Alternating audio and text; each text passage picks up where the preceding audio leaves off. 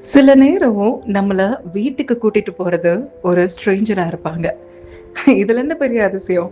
நான் பல நாள் ராபிடோ தான் புக் பண்ணி போறேன். ஆட்டோல போகும்போது, ஆட்டோ டிரைவர் எனக்கு ஸ்ட்ரேஞ்சர் தானே அப்படின்னு கேட்கிறீங்களா? ஆனா இந்த சம்பவம் அப்படி கிடையாது. அந்த மழையில ஒரு ஸ்ட்ரேஞ்சரோட பைக்ல ஏறி வீட்டுக்கு போவேன்னு அவரு நெனச்சு கூட பார்த்திருக்க மாட்டாரு. குருகிராம்ல ஒரு ஹெவி ரெயின்னால பல ரோடு முழுக்க வாட்டர் லாகிங். டிராஃபிக்ல நின்னு போச்சு. இவரோட கார் அந்த வெள்ளத்துல சிக்கிருச்சு.